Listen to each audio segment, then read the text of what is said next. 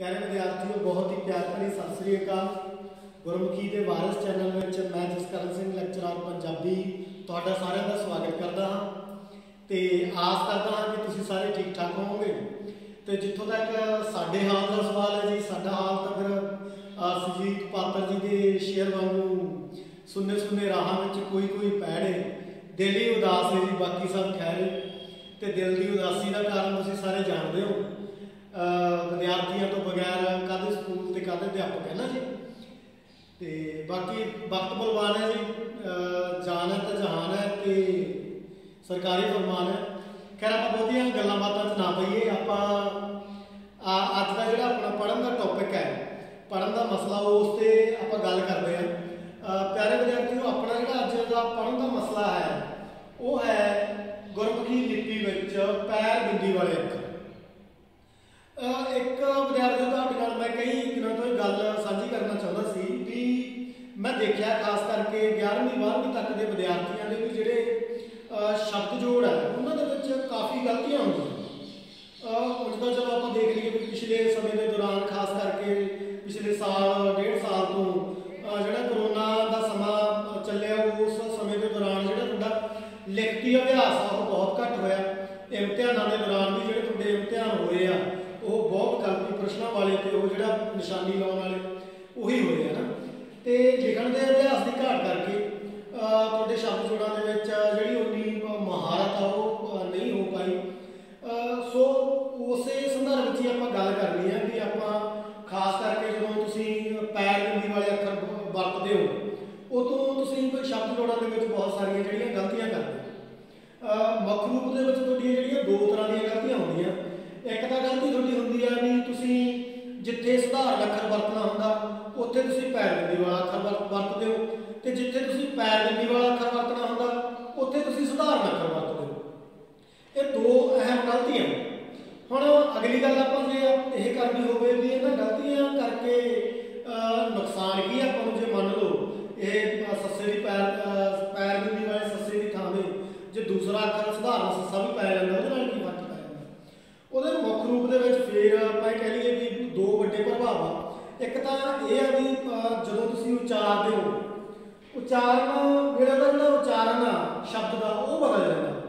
ਦੂਜਾ ਪ੍ਰਭਾਵ ਇਹ ਪੈਂਦਾ ਵੀ ਉਹ ਸ਼ਬਦ ਦਾ ਜਿਹੜਾ ਅਰਥ ਆ ਉਹ ਅਰਥ ਵੀ ਬਦਲ ਜਾਂਦਾ ਹੈ ਨਾ। ਅੱਗੇ ਆਪਾਂ ਜਦੋਂ ਵਿਸਥਾਰ 'ਚ ਪੜਾਂਗੇ ਉਦੋਂ ਫਿਰ ਤੁਹਾਨੂੰ ਮੈਂ ਦੱਸਾਂਗਾ ਵੀ ਕਿਸ ਤਰ੍ਹਾਂ ਇੱਕ ਦੂਜੇ ਦੀ ਥਾਂ 'ਤੇ ਜਦੋਂ ਇਹ ਅੱਖਰ ਵਰਤੇ ਜਾਂਦੇ ਆ ਪੈਰ ਬਿੰਦੀ ਵਾਲੇ ਅੱਖਰਾਂ ਦੀ ਥਾਂ 'ਤੇ ਸਧਾਰਨ ਅੱਖਰ ਵਰਤੇ ਜਾਂਦੇ ਆ ਉਦੋਂ ਜਿਹੜੇ ਅਰਥ ਆ ਤੇ ਉਚਾਰਨ ਕਿਸ ਤਰੀਕੇ ਨਾਲ ਬਦਲਦੇ ਆ। ਅਤੇ ਤੀਜੀ ਵੱਡੀ ਗੱਲ ਇਹ ਅਹਿਮ ਆ ਵੀ ਜਦੋਂ ਤੁਸੀਂ ਕਿਸੇ ਭਾਸ਼ਾ ਦੀ ਮਹਾਰਤ ਹਾਸਲ ਕਰਨੀ ਹੈ, ਕਿਸੇ ਭਾਸ਼ਾ ਨੂੰ ਬਿਹਤਰ ਤਰੀਕੇ ਨਾਲ ਜਾਣਨਾ ਤਾਂ ਜਾਂ ਉਹਦੇ 'ਚ ਪ੍ਰਵੀਨ ਹੋਣਾ ਤਾਂ ਇਹ ਜ਼ਰੂਰੀ ਆ ਵੀ ਤੁਹਾਡੀ ਜਿਹੜੀ ਲਿਖਤ ਆ ਤੇ ਤੁਹਾਡਾ ਜਿਹੜਾ ਉਚਾਰਨ ਆ ਉਹ ਸਹੀ ਹੋਵੇ, ਹੈ ਨਾ। नहीं तो तुसीं आप कई बार गलत उच्चारण करके समाज के मजाक का पात्र भी बनते। पिछले दिन हम सूप नूं शूप कहने वाली गल कि चर्चा के आई है। होर बहुत सारिया इस तरह दीयां गल्लां उन्होंने जो लोग आ मतलब नोट करते हैं ना। बहुते विद्यार्थी मैं देखा हजे भी छच्छे नूं सस्सा बोलते हैं तो क्लास के मच्छर नूं मस्सर ही बोली जाते होंगे है ना। सो आप इन्हां शब्दों बारे इन्हां अखरां बारे इन्हां अखरां की वरतों किवें करनी है उहदे बारे थोड़ा विस्तार दे विच पढ़ांगे। उहदा जे आपां व्याकरण ते नियमां की गल करनी होवे भी पुख्ता जिन्हों आप कह लईए भी व्याकरणक ते विज्ञानक नियम वो तो कोई ऐसा बहुत पुख्ता जिहड़े नियम आ वो तो नहीं है मौजूद। गल तो बाकी अखरां की जिवें वरतों हुंदी आ जिवें शब्दां दे आधार अखरां की वरतों होनी हुंदी है ना। जिदा थोड़ा शब्द भंडार अमीर होगा जिन्ने तुसीं बहुत शब्दों को जानते होवोगे तो उन्नी थोड़ी जिहड़ियां गलतियां की गुंजाइश है वो मतलब घट जाऊगी। मुख रूप के तो यह थोड़ा जो शब्द भंडार है वो अमीर होना चाहिए। उस तो इलावा जिन्ने को व्याकरणिक नियम या कह लो व्याकरणिक गल्लां आपां जानते हैं वो मैं तुहाडे नाल साझीआं करांगा कि जदों इन्हां अखरां नूं तुसीं वरतना ते किहड़ियां-किहड़ियां गल्लां दा जिहड़ा ध्यान रखना ते कित्थे-कित्थे ये अखर जिहड़े वो वरते जाणगे। अखरां की वरतों तो पहला मैं थोड़ी जी इन्हां दी इतिहासकता बारे तुहाडे नाल गल कर लैंदा भी ये अखर गुरमुखी लिपि दे विच शामिल किवें होए।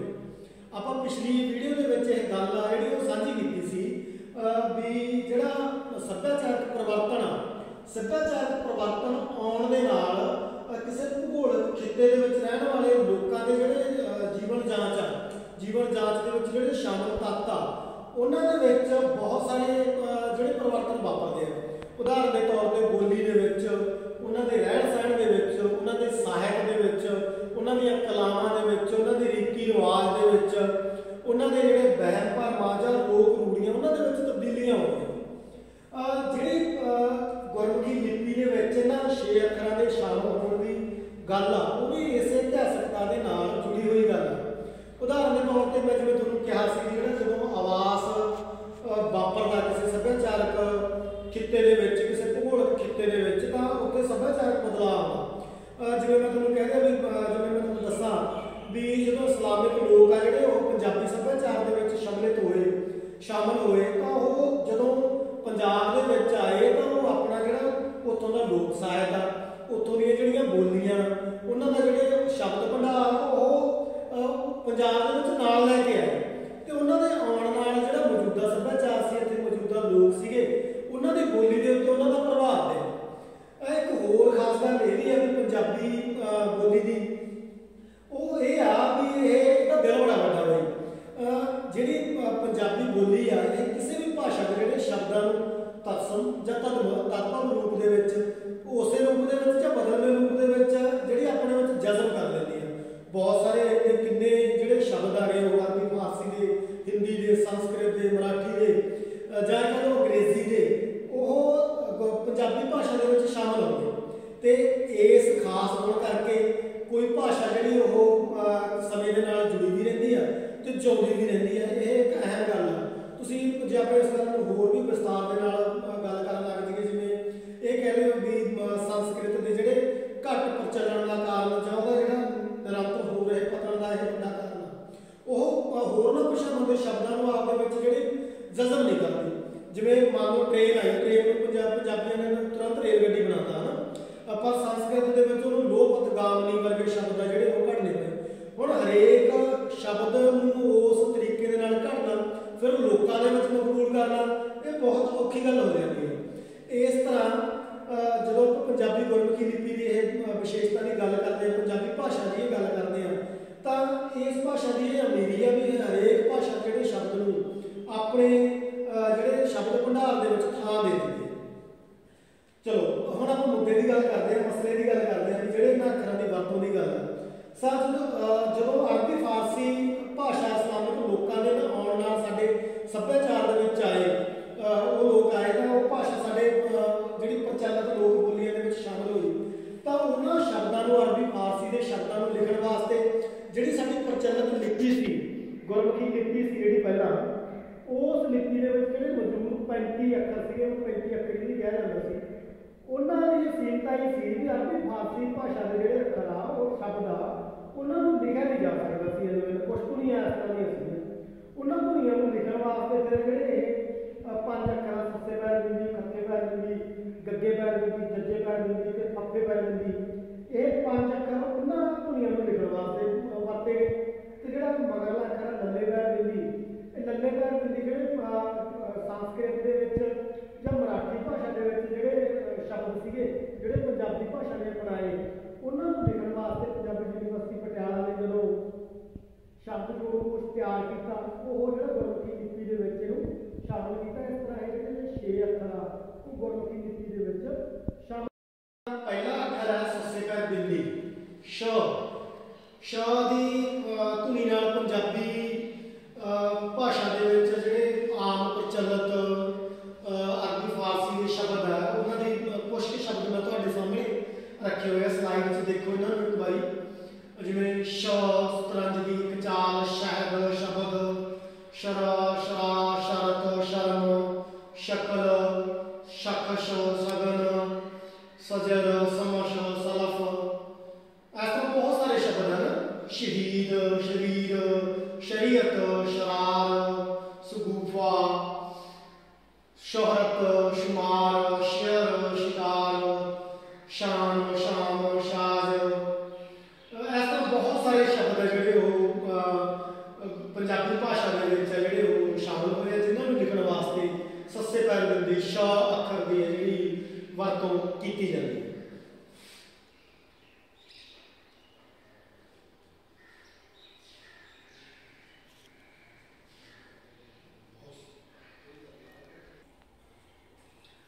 सस्से पैर बिंदी श ये मैं कुछ विशेषतावां तुहानूं दसदा। जिवें सस्से पैर बिंदी श जी धुनी हिंदी के अखर श नाल अते अंग्रेजी के अखर SH नाल अंकित किया जाता। ये एक ध्यान देने वाली गल आ भी अपने को दो धुनियां जिहड़ियां हैगियां पहला गुरमुखी लिपि दे विच शामिल आ, दो अखर, एक तां हैगा सस्सा ते एक हैगा छच्छा।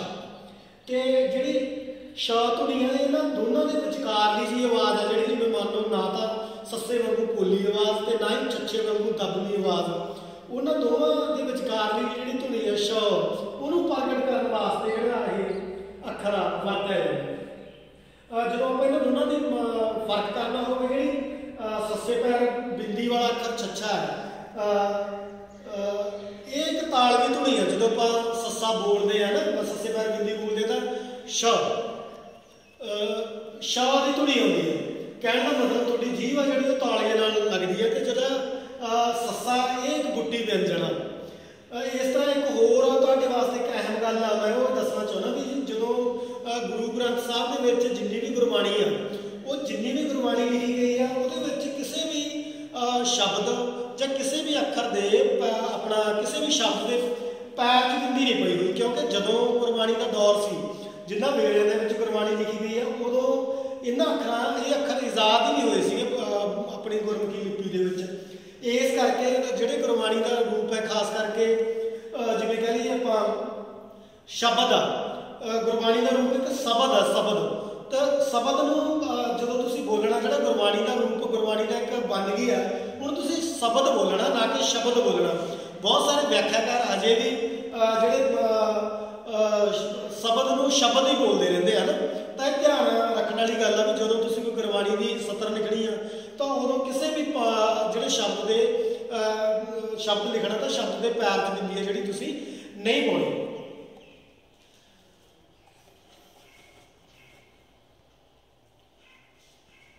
हाँ हुण तुहानूं मैं दस्सण लग्या सी भी जिवें मैं तुहानूं कहा सीगा भी जदों आपां पैर बिंदी वाले अखर की थां ते आपां बिना पैर बिंदी वाला अखर सधारण अखर वरतते हैं या सधारण अखर की थां ते पैर बिंदी वाला अखर वरत दिंदे हैं तो उदों जिहड़े किसी शब्द के अर्थां दे विच किवें तब्दीली आ जाती है वो तब्दीली वाली गल मैं तुहानूं दसदा।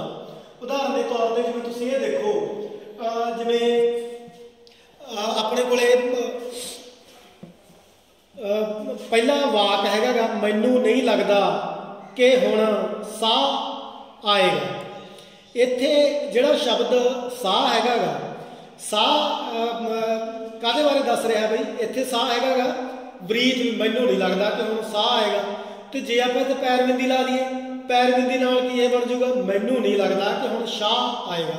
तो इत्थे शाह की बन गया ये शाह बन गया जिन्होंने आपां राजा कह दिंदे आ जां कोई सेठ कह दिंदे आ तो अर्थ बदल गए ना नाल दी नाल। इस तरह ही जिवें आपां अगला आपां वाक वरत लईए जिवें मैं जो कीता सरबत लई कीता सरबत लई मतलब सब लई कीता है ना। तो इस तरह ही जे आप इत्थे पैर बिंदी ला देंगे तो की बन जू ये मैं जो कीता शरबत लई कीता। शरबत जिहड़ी पीण वाली शरबत हुंदी है ना आपां अपना गर्मियां च पीने हुण तां कुल्फी जम जूगी। अगला अपना वाक है ना एक बंदे लई एक शेर ही काफ़ी हुंदा है एक बंदे लई एक शेर ही काफ़ी हुंदा है। तो इत्थे शेर दे अर्थ की है बई जानवर। तो जे आप कोई बिंदी हटा दईए तो की बन जू एक बंदे लई एक शेर ही काफ़ी हुंदा है। तो इत्थे शेर की बन जूगा जिन्होंने आप किलो कह देंगे मतलब वजन की एक इकाई है ना। इस तरह ही अगला वाक है जिवें मैं तां शादी वाली वास्ते ही जावांगा। तो इत्थे शादी वाला मतलब ब्याह वाली वास्ते है ना। तो जे आप इतों पैर बिंदी हटा दईए तो यह बन जूगा मैं तां सादी वाली वास्ते ही जावांगा। तो इत्थे सादी की बन गया सधारण वाली। सो तुसीं देख रहे हो भी जिवें जदों आपां किते पैर बिंदी ला दिंदे आ किसी अखर दे जां पैर बिंदी वाला अखर वरतदे आ तो उदों अर्थ होर हो जाते हैं, जदों आपां हटा दिंदे आ उदों अर्थ होर हो जाते हैं।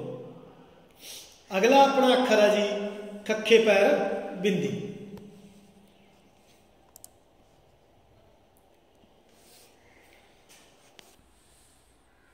अपना अगला जो अखर है वो खखे पैर बिंदी ख। ਇਹਦਾ ਉਚਾਰਨ ਜਦੋਂ ਤੁਸੀਂ ਕਰਨਾ ਉਹ ਹੈਗਾ ਖ। ਖ ਦਾ ਉਚਾਰਨ ਇਸ ਤਰ੍ਹਾਂ ਹੋਣਾ ਚਾਹੀਦਾ ਵੀ ਜਿਵੇਂ ਤੁਸੀਂ ਕੋਈ ਮੰਨ ਲਓ ਗਲਾ ਸਾਫ਼ ਕਰ ਰਹੇ ਹੋ ਨਾ, ਖ ਇੱਕ ਖੱਖਾ ਦਾ ਹੋ ਗਿਆ ਸਧਾਰਨ ਨਾ, ਇਹ ਹੋਗਾ ਖ। ਤੇ ਇਹਦੇ ਜਿਹੜੇ ਕੁਝ ਸ਼ਬਦ ਆ ਤੁਹਾਡੇ ਸਾਹਮਣੇ ਮੈਂ ਰੱਖੇ ਹੋਏ ਆ ਸਕਰੀਨ ਦੇ ਉੱਤੇ, ਧਿਆਨ ਨਾਲ ਤੁਸੀਂ ਦੇਖੋ। ਜਿਵੇਂ ਖਤਰਾ, ਅਖਲਾਕ, ਇਖਲਾਕ, ਇਖਤਿਆਰ, ਸੁਖਨਵਾਰ, ਸੁਰਖ, ਹਰਾਮਖੋਰ, गुस्ताख, तख्त, तलख, दखल, निरख, पुख्ता, बख्तावर, शख्सियत, खबर, खसम, खर्ची, खसमाना, बहुत सारे शब्द इस तरह ਜਿਹੜੇ अरबी फारसी ਦੇ ਜਿਹੜੇ ਪੰਜਾਬੀ ਭਾਸ਼ਾ ਦੇ ਵਿੱਚ ਜਿਹੜੇ ਮਕਬੂਲ ਹੋ ਗਏ ਹੈ ਨਾ। ਇਹ ਇਹਨਾਂ ਇਸ ਸਕਰੀਨ ਤੇ ਤੁਸੀਂ ਇੱਕ ਝਾਤ ਮਾਰੋ ਤੇ ਇਹਨਾਂ ਸ਼ਬਦਾਂ ਨੂੰ ਦੇਖ ਸਕਦੇ ਹੋ।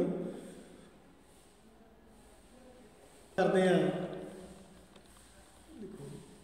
ਜਿਵੇਂ ਤੁਹਾਨੂੰ ਮੈਂ ਪਹਿਲਾਂ ਹੀ ਦੱਸਿਆ ਵੀ ਜਿਹੜਾ ਖੱਖਾ ਧੁਨੀ ਉਚਾਰਨ ਵੇਲੇ ਇਸ ਤਰ੍ਹਾਂ ਆਵਾਜ਼ ਆਉਂਦੀ ਆ ਵੀ ਜਿਵੇਂ ਤੁਸੀਂ ਕੋਈ ਗਲਾ ਸਾਫ਼ ਕਰ ਰਹੇ ਹੋ ਹੈ ਨਾ, ਜਿਵੇਂ ਖ। ਤੇ ਕੁਛ ਕੁ ਵੈਸੇ ਇੱਕ ਖਾਸ ਗੱਲ ਇਹ ਆ ਵੀ ਜਾਂ ਗਨੀਮਤ ਕਹਿ ਲਓ ਵੀ ਜਦੋਂ ਤੁਸੀਂ ਖੱਖੇ ਪੈਰ ਬਿੰਦੀ ਅੱਖਰ ਵਰਤ ਰਹੇ ਹੋ ਉਦੋਂ ਸ਼ਬਦਾਂ ਦੇ ਅਰਥਾਂ ਦੇ ਵਿੱਚ ਬਹੁਤੀ ਤਬਦੀਲੀ ਨਹੀਂ ਆਉਂਦੀ।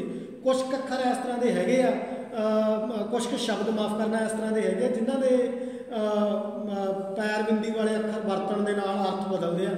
ਉਦਾਹਰਨ ਦੇ ਤੌਰ ਤੇ ਖੀਰ ਆ, ਜਿਹੜੀ ਖੀਰ ਦਾ ਅਰਥ ਹੁੰਦਾ ਜਿਵੇਂ ਜਿਹੜੀ ਆਪਣੀ ਖਾਣ ਵਾਲੀ ਖੀਰ ਆ ਨਾ, ਜਿਵੇਂ ਮੈਂ ਅੱਜ ਰੱਜ ਕੇ ਖੀਰ ਖਾਧੀ, ਇਸੇ ਤਰ੍ਹਾਂ ਖੱਖੇ ਪੈਰ ਬਿੰਦੀ ਵਾਲੀ ਜਿਹੜੀ ਖੀਰ ਆ ਇਹਦਾ ਮਤਲਬ ਹੁੰਦਾ ਹੈਰਾਨ, ਪਰੇਸ਼ਾਨ ਜਾਂ ਨਿਕੰਮਾ। ਜਿਵੇਂ ਆਪਾਂ ਇਹ ਕਹਿ ਦਈਏ ਵੀ ਉਹ ਬੜਾ ਖੀਰ ਜਿਹੀ ਕਿਸਮ ਦਾ ਬੰਦਾ ਹੈ। ਇਸੇ ਤਰ੍ਹਾਂ ਖੁੰਭ ਸ਼ਬਦ ਆ, ਖੁੰਭ ਦਾ ਜਿਹੜਾ ਅਰਥ ਹੁੰਦਾ ਖਾਣ ਵਾਲੀ ਖੁੰਭ ਜਿਹੜੀ ਆਪਾਂ ਖਾਂਦੇ ਆ ਨਾ, ਖੁੰਭ ਦਾ ਸਵਾਦ ਵੱਖਰਾ ਹੈ। ਤੇ ਜੇ ਆਪਾਂ ਪੈਰ ਬਿੰਦੀ ਲਾ ਲਈਏ ਤਾਂ ਖੁੰਭ ਦਾ ਅਰਥ ਬਣ ਜਾਂਦਾ ਸ਼ਰਾਬ ਦਾ ਮਟਕਾ। ਇਹ ਫਾਰਸੀ ਦਾ ਇੱਕ ਸ਼ਬਦ ਆ, ਉਹਦਾ ਅਰਥ ਹੋ ਜਾਊਗਾ ਸ਼ਰਾਬ ਦਾ ਮਟਕਾ। ਇਸੇ ਤਰ੍ਹਾਂ ਹੀ ਖੋਲ ਸ਼ਬਦ ਆ ਨਾ, ਖੋਲ ਜਿਵੇਂ ਆਪਾਂ ਕਹਿ ਦਿੰਦੇ ਹਾਂ ਵੀ ਦਰਵਾਜ਼ਾ ਖੋਲ ਦਿਓ। ਹਾਲਾਂਕਿ ਇਹਦੇ 'ਚ ਲੱਲੇ ਪੈਰ ਬਿੰਦੀ ਨਾਲ ਇਹ ਸ਼ਬਦ ਦੀ ਜਿਹੜੀ ਹੁਣ ਪ੍ਰਚਲਿਤ ਉਚਾਰਨ ਆ ਉਹ ਵੱਧ ਸਟੀਕ ਆਉਂਦਾ ਹੈ। ਤੇ ਜੇ ਆਪਾਂ ਪੈਰ ਬਿੰਦੀ ਲਾ ਦਾਂਗੇ ਖੱਖੇ ਦੇ ਤਾਂ ਇਹ ਖੋਲ ਬਣ ਜੂਗਾ, ਜਿਵੇਂ ਅੰਡੇ ਦਾ ਖੋਲ ਜਿਹਨੂੰ ਕਹਿ ਦਿੰਦੇ ਆਪਾਂ ਕਵਰ। ਠੀਕ ਹੈ ਜੀ। ਅਗਲਾ ਆਪਣਾ ਅੱਖਰ ਆ ਗੱਗੇ ਪੈਰ ਬਿੰਦੀ। ਜਿਹੜਾ ਗੱਗੇ ਪੈਰ ਬਿੰਦੀ ਹੈ ਇਹਦਾ ਉਚਾਰਨ ਹੈ ਗ। ਧਿਆਨ ਨਾਲ ਇਸ ਗੱਲ ਨੂੰ ਉਚਾਰਨ ਦੀ ਲੋੜ ਹੈ। ਜਿਵੇਂ ਸਧਾਰਨ ਗੱਗੇ ਦਾ ਜਿਹੜਾ ਉਚਾਰਨ ਉਹ ਗ ਰਹਿੰਦਾ ਤੇ ਇਹਦਾ ਉਚਾਰਨ ਹੋਊਗਾ ਗ। ਤਾਂ ਬਹੁਤ ਸਾਰੇ ਸ਼ਬਦ ਆ ਜਿਵੇਂ ਜਿਹੜੀ ਅਰਬੀ ਫਾਰਸੀ ਦੇ ਜੋ ਗੁਰਮੁਖੀ ਭਾਸ਼ਾ ਦੇ ਵਿੱਚ ਮਾਫ਼ ਕਰਨਾ ਪੰਜਾਬੀ ਭਾਸ਼ਾ ਦੇ ਵਿੱਚ ਸ਼ਾਮਲ ਹੋਏ ਆ, ਜਿਵੇਂ ਗਮ, ਗਜ਼ਲ, ਗਜ਼ਬ, ਗਦਰ, ਗਲਤ, ਗਰਕ, ਗਰਜ਼, ਗਵਨ, ਗਫਲਤ, ਗਸ਼, ਗਲਵਾ, ਗਲਤਾਨ, ਗਮਗੀਨ, ਗਮਸਾਰ, ਗਮਜ਼ਾਨ, ਗਮਜ਼ਦਾ, ਗਰਾਰਾ, ਗਜ਼ਾ। ਇਸੇ ਤਰ੍ਹਾਂ ਹੈ ਨਾ ਗੈਨ, ਗੈਰਤ, ਗੋਤਾ, ਗੋਸ਼ਤ, ਗੌਰ। ਬਿਲਕੁਲ ਖੱਖੇ ਪੈਰ ਬਿੰਦੀ ਵਾਲੇ ਖ ਅੱਖਰ ਵਾਂਗੂ ਜਿਹੜਾ ਗੱਗੇ ਪੈਰ ਬਿੰਦੀ ਗ ਅੱਖਰ ਆ, ਇਹਦੇ ਨਾਲ ਵੀ ਜੇ ਆਪਾਂ ਇੱਕ ਦੂਜੇ ਦੀ ਥਾਂ ਮੰਨ ਲਓ ਇਹਦੀ ਥਾਂ 'ਤੇ ਆਪਾਂ ਸਧਾਰਨ ਗੱਗਾ ਵੀ ਵਰਤ ਲਈਏ ਤਾਂ ਅਰਥਾਂ ਦੇ ਵਿੱਚ ਜਿਹੜੀ ਬਹੁਤੀ ਕੋਈ ਤਬਦੀਲੀ ਨਹੀਂ ਆਉਂਦੀ। ਹਾਂ, ਉਚਾਰਨ ਵਿੱਚ ਤਬਦੀਲੀ ਆਉਂਦੀ ਹੈ। ਕੁਛ ਕੁ ਸ਼ਬਦ ਇਸ ਤਰ੍ਹਾਂ ਦੇ ਹੈਗੇ ਜਿਨ੍ਹਾਂ ਕਰਕੇ ਅਰਥਾਂ ਦੀ ਤਬਦੀਲੀ ਹੈ ਜਿਹੜੀ ਉਹ ਆ ਜਾਂਦੀ ਹੈ। ਉਦਾਹਰਨ ਦੇ ਤੌਰ 'ਤੇ ਜਿਵੇਂ ਮੈਂ ਤੁਹਾਨੂੰ ਇਸ ਸਕਰੀਨ ਦੇ ਵਿੱਚ ਦਿਖਾਇਆ ਹੋਇਆ ਵੀ ਯੋਗ, ਜੇ ਆਪਾਂ ਗੱਗੇ ਪੈਰ ਬਿੰਦੀ ਨਾਲ ਯੋਗ ਲਿਖਦੇ ਆ ਤਾਂ ਇਹਦਾ ਅਰਥ ਹੁੰਦਾ ਗਾ ਪੰਜਾਲੀ। ਤਾਂ ਆਪਣਾ ਵਾਕ ਜਿਵੇਂ ਬਣ ਗਿਆ ਯੋਗ ਨੇ ਕਿਸਾਨ ਨੂੰ ਦਮੋਂ ਕੱਢ ਦਿੱਤਾ, ਤਾਂ ਇੱਥੇ ਬਣ ਜੂਗਾ ਪੰਜਾਲੀ ਨੇ, ਮਤਲਬ ਅਰਥ ਬਣੂਗਾ ਇਹਦਾ ਪੰਜਾਲੀ ਨੇ ਕਿਸਾਨ ਨੂੰ ਦਮੋਂ ਕੱਢ ਦਿੱਤਾ। ਤੇ ਜੇ ਆਪਾਂ ਪੈਰ ਬਿੰਦੀ ਹਟਾ ਦਈਏ ਤਾਂ ਇਹ ਯੋਗ ਬਣ ਜਾਂਦਾ, ਜਿਹਨੂੰ ਆਪਾਂ ਯੋਗਾ ਕਹਿ ਦਿੰਦੇ ਹਾਂ। ਤਾਂ ਯੋਗ ਨੇ ਕਿਸਾਨ ਨੂੰ ਦਮੋਂ ਕੱਢ ਦਿੱਤਾ, ਤਾਂ ਅਰਥ ਬਦਲ ਗਏ ਨਾ ਦੋਨਾਂ ਦੇ, ਹੈ ਨਾ। ਸੋ ਇਹ ਸੀਗਾ ਆਪਣਾ ਜਿਹੜਾ ਗੱਗੇ ਪੈਰ ਬਿੰਦੀ ਵਾਲਾ ਅੱਖਰ, ਉਹ ਹੈਗਾ ਜੱਜੇ ਪੈਰ ਬਿੰਦੀ ਵਾਲਾ ਅੱਖਰ। ਜੋ ਜੱਜੇ ਪੈਰ ਬਿੰਦੀ ਵਾਲਾ ਅੱਖਰ ਆ, ਜੱਜੇ ਪੈਰ ਬਿੰਦੀ ਵਾਲਾ ਅੱਖਰ ਇਹਦੇ ਵੱਲ ਥੋੜਾ ਉਚੇਚਾ ਜਿਹੜਾ ਧਿਆਨ ਦੇਣ ਦੀ ਲੋੜ ਹੈ। ਕਿਉਂ ਧਿਆਨ ਦੇਣ ਦੀ ਲੋੜ ਹੈ? ਕਿਉਂਕਿ ਇਹਦੇ 'ਚ ਜਦੋਂ ਆਪਾਂ ਜੱਜੇ ਪੈਰ ਬਿੰਦੀ ਵਾਲੇ ਅੱਖਰ ਦੀ ਥਾਵੇਂ ਸਧਾਰਨ ਜੱਜਾ ਵਰਤ ਲੈਂਦੇ ਆ, ਉਦੋਂ ਜਿਹੜੇ ਆ ਉਹ ਸ਼ਬਦ ਦੇ ਅਰਥ ਬਦਲ ਜਾਂਦੇ ਆ। ਪਹਿਲੀ ਸਕਰੀਨ ਦੇ ਵਿੱਚ ਮੈਂ ਤੁਹਾਨੂੰ ਕੁਛ ਅਰਬੀ ਫਾਰਸੀ ਦੇ ਜਿਹੜੇ ਅੱਖਰ ਆ ਉਹ ਦੱਸੇ ਆ ਜਿਹੜੇ ਪੰਜਾਬੀ ਭਾਸ਼ਾ ਦੇ ਵਿੱਚ ਮਕਬੂਲ ਹੋਏ। ਉਦਾਹਰਨ ਦੇ ਤੌਰ ਤੇ ਜ਼ਰ, ਜ਼ਰ ਜਿਹੜਾ ਉਹ ਕਹਿੰਦੇ ਨਾ ਆਪਾਂ जल जोर जमीन वाला ना, वो ज़र ये है जिहदा अर्थ होंदा सोना शर्फी है ना। फिर जरब जरद जख्म जद, एक दा जद होंदा जदों भी जद मैं ये काम कीता है ना, एक जद होंदा किसी भी जद दे विच होना, किसी भी मार दे विच होना है ना। ऐसे तरह जबर जबरदस्त जफर है ना। जिवें एक अखर है भी जे, जे जज्जे पैन बिंदी जे तुसीं जे लिखते हो तो जे का अर्थ होंदा गा यह अरबी फारसी का एक अखर है। तो जे आप जी कली जे पाई जज्जे नूं लावां, जी सधारण जज्जे नूं लावां आप जे लिखीए, वह अर्थ होंदा गा जी आप कह दिंदे भी जे किसी के हथ नहीं आउंदी है ना। अगली स्लाइड पे आप गेमां बारे गल करते हैं।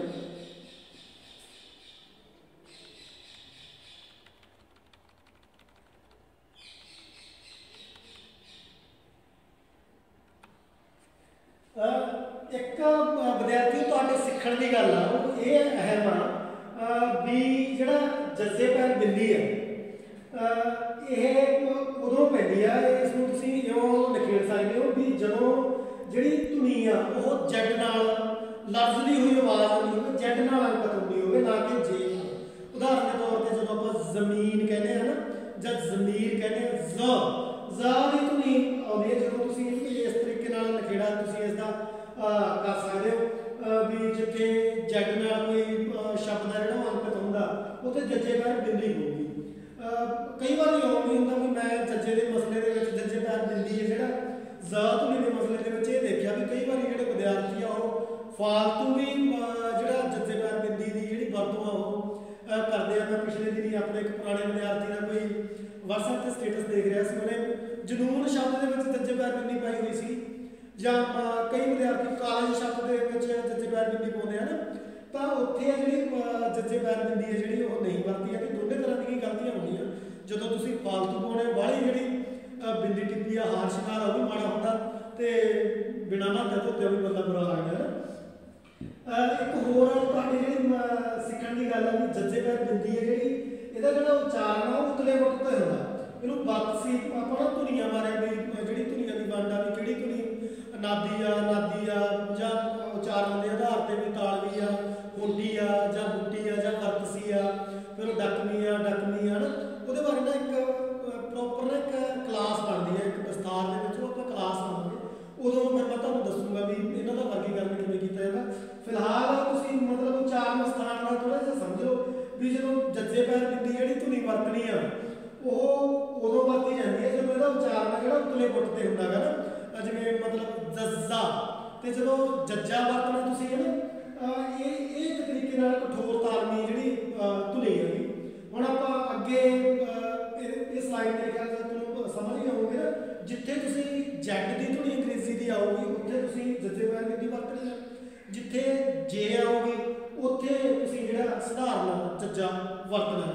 हुण मैं तुहानूं अगली स्लाइड दे विच दसदा भी किवें जिहड़े ओह अर्थ आ ओह बदल जाणगे। अपनी जिहड़ी साधना दी सीमतां तुसीं सारे जाणदे हो ना, फिर भी जे कोई टैक्नीकल तकनीकी दिक्कत आउंदी है तो मैं क्षमा याचक उस गल नूं लैके हुण आपां अगली स्लाइड दे विच आपां देखदे हां कि किवें सधारण जज्जे की थां ते जज्जे पैर बिंदी वाला अखर आपां वरत दिंदे हां तो किवें अर्थ बदलते हैं है ना।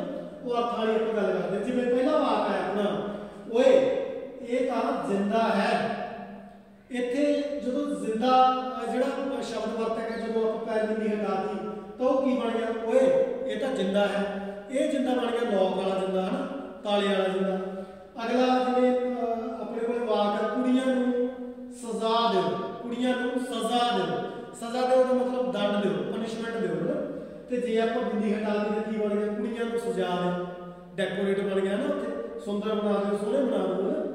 इस तरह ही एक अपने को वाक है भी अपने हथी अपना आपे ही काज सवारी गुरबाणी का वाक है।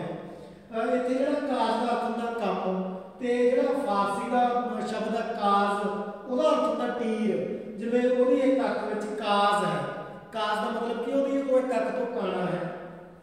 इस तरह मैं किहनूं दसां ये राज दीयां गल्लां हैं, आपां गाना सुनते हैं उत्थे जिहड़ा राज आ वो की है भेत मतलब सीक्रेसी, ਤੇ ਜੇ ਆਪਾਂ ਇਹਨੂੰ ਇੱਥੇ ਬਿੰਦੀ ਹਟਾ ਦਈਏ ਤਾਂ ਕੀ ਬਣ ਜੂਗਾ, ਕਿਹਨੂੰ ਦੱਸਾਂ ਇਹ ਰਾਜ ਦੀਆਂ ਗੱਲਾਂ, ਇਹ ਰਾਜ ਕਢਾ ਦਿਓ। ਉਹ ਜਿਹੜਾ ਰਾਜ ਹੁੰਦਾ ਵੀ ਕੁੱਤਾ ਰਾਜ ਬਿਠਾ ਲਈਏ, ਹੁਣ ਚੱਕੀ ਚੱਟਣ ਜਾਏ ਵਾਲੀ ਗੱਲ ਹੈ ਨਾ, ਉਹ ਰਾਜ ਮਤਲਬ ਸਟੇਟ। ਐਸੇ ਤਰ੍ਹਾਂ ਬਹੁਤ ਸਾਰੇ ਸ਼ਬਦ ਹੈ ਜਿਵੇਂ ਚੀਜ਼, ਜਿਵੇਂ ਆਪਾਂ ਕਹਿੰਦੇ ਨੇ ਵਸਤ ਵੀ ਉਹ ਸਾਰੀ ਚੀਜ਼ ਖਾ ਜਾਂਦਾ ਹੈ, ਚੀਜ਼ ਦਾ ਮਤਲਬ ਹਰੇਕ ਚੀਜ਼ ਖਾ ਜਾਂਦਾ ਹੈ ਨਾ।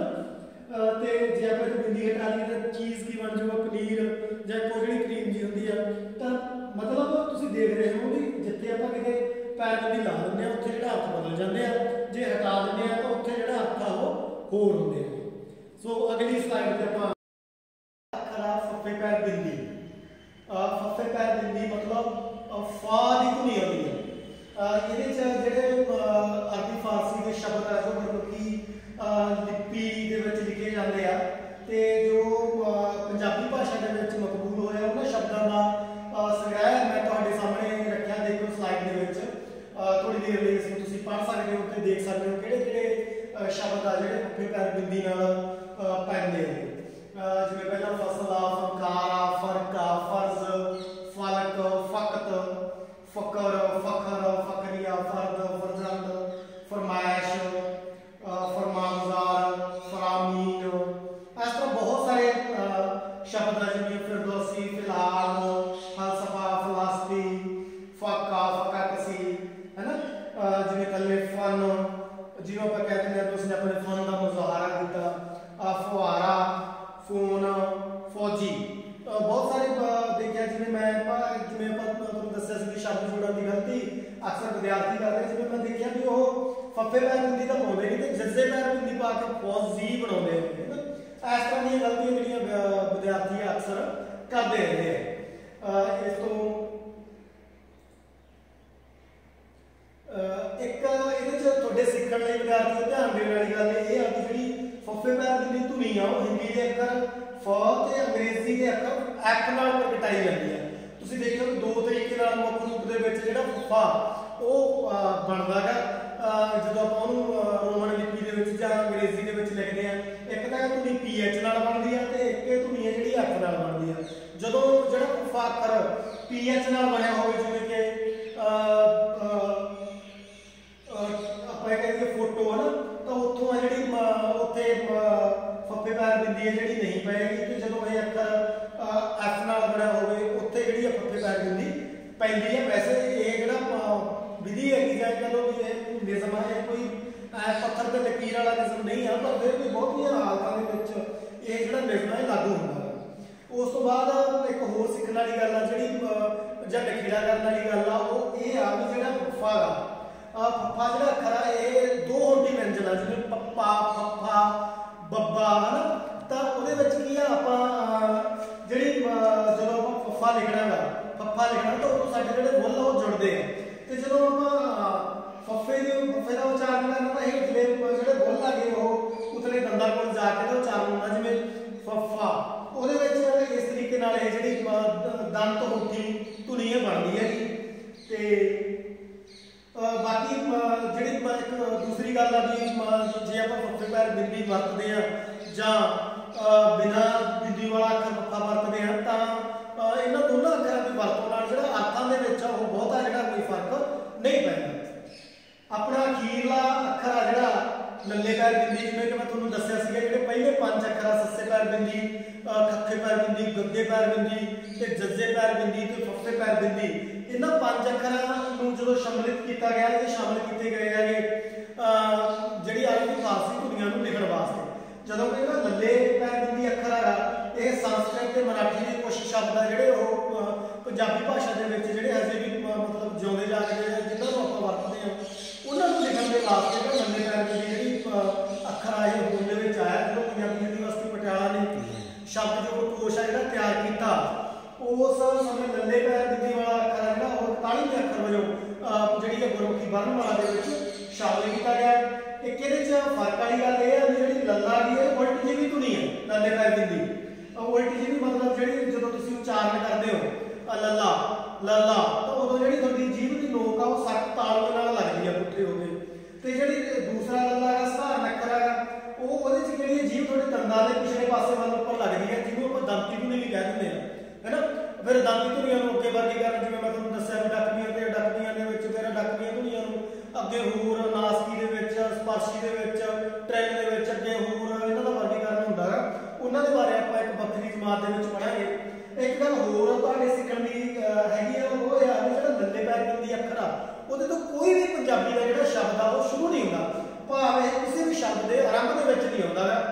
ਤੁਸੀਂ ਉਹ ਲਾ ਸਕਦੇ ਹੋ ਜਿਹੜੀ ਲੱਲੇ ਪੈਰ ਬਿੰਦੀ ਆ ਉਹ ਇੱਕ ਤਰੀਕੇ ਨਾਲ ਲੱਲੇ ਦੀ ਧੁਨੀ ਨੂੰ ਉਹ ਕੀ ਰੋੜਦੀ ਆ, ਉਹਨੂੰ ਰੈਲਾ ਬਣਾ ਦਿੰਦੀ ਆ, ਪੋਲਾ ਬਣਾ ਦਿੰਦੀ ਹੈ। ਜਿਵੇਂ ਉਦਾਹਰਨ ਦੇ ਤੌਰ ਤੇ ਮੈਂ ਆਹ ਦੇਖੋ ਜਿਹੜੇ ਤੁਹਾਡੇ ਕੋਲ ਉੱਪਰ ਆਹ ਸ਼ਬਦ ਲਿਖੇ ਹੋਏ ਆ, ਜਿਵੇਂ ਗੋਲੀ, ਗੋਲੀ, ਗੋਲੀ, ਕਾਲਾ, ਖਾਲੀ, ਜਲ, ਬਲ, ਹਨਾ। ਜਿਵੇਂ ਆਪਾਂ ਜੇ ਆਪਾਂ ਬਿੰਦੀ ਹਟਾ ਦਈਏ ਤਾਂ ਗੋਲੀ ਸ਼ਬਦ ਆ ਜਿਹੜਾ ਉਹ ਗੋਲੀ ਬਣ ਜੂਗਾ। ਜੇ ਆਪਾਂ ਬੋਲੀ ਸ਼ਬਦ ਆ ਜਿਹੜਾ ਲਿਖਿਆ ਹੋਇਆ ਜਿਹਦੇ ਪੈਰ ਬਿੰਦੀ ਹਟਾ ਕੇ ਆਪਾਂ ਸਧਾਰਨ ਲੱਲਾ ਪਾਈਏ ਤਾਂ ਇਹ ਗੋਲੀ ਬਣ ਜੂਗਾ। ਇਸ ਤਰ੍ਹਾਂ ਕਾਲਾ ਬਣ ਜੂ, ਖਾਲੀ ਬਣ ਜੂ, ਉਹ ਜਲ ਬਣ ਜੂਗਾ ਤੇ ਉਹ ਬਲ ਬਣ ਜੂਗਾ, ਹੈ ਨਾ।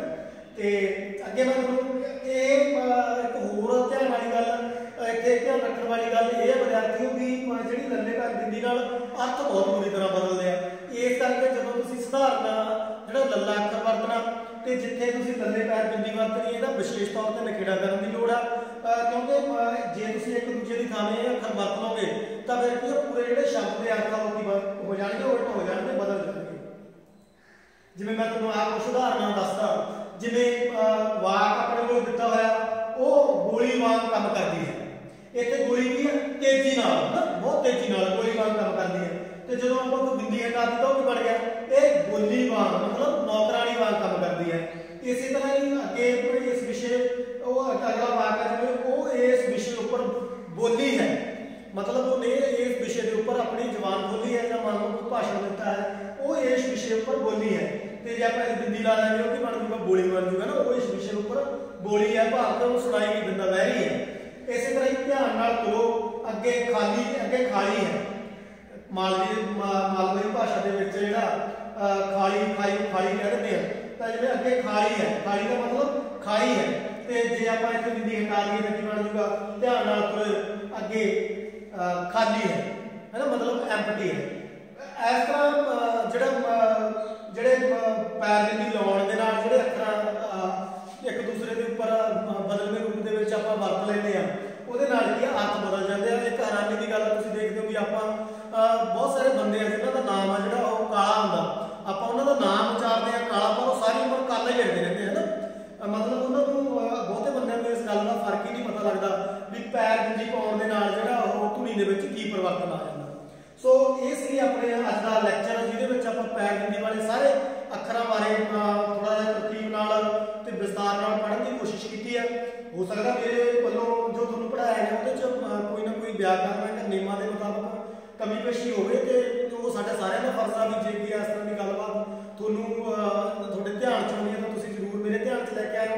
ਤੇ ਅੱਗੇ ਤੋਂ ਤੁਸੀਂ ਜਿਹੜੇ ਆਪਣੇ ਗੁਰਮੁਖੀ ਲਿਪੀ ਦੇ 5 ਅੱਖਰ ਇਹਨਾਂ ਦੀ ਵਰਤੋਂ ਕਰਦੇ ਸਮੇਂ ਸੱਸਾ ਕੱਖਾ, ਸੱਸੇ ਪੈਰ ਬਿੰਦੀ, ਖੱਤੇ ਪੈਰ ਬਿੰਦੀ, ਜੱਜੇ ਪੈਰ ਬਿੰਦੀ ਤੇ ਫੱਫੇ ਪੈਰ ਬਿੰਦੀ, ਲੱਲੇ ਪੈਰ ਬਿੰਦੀ, ਇਹਨਾਂ ਅੱਖਰਾਂ ਦੀ ਜਿਹੜੀ ਵਰਤੋਂ ਆ ਉਹ ਜਦੋਂ ਤੁਸੀਂ ਕੋਈ ਸ਼ਬਦ ਲਿਖੋਗੇ ਤਾਂ ਉਹਨਾਂ ਦਾ ਜਿਹੜਾ ਧਿਆਨ ਰੱਖੋਗੇ। ਇਹ ਇਹਨਾਂ ਗੱਲਾਂ ਨਾਲ ਤੁਹਾਡਾ ਸਾਰਿਆਂ ਦਾ ਬਹੁਤ ਬਹੁਤ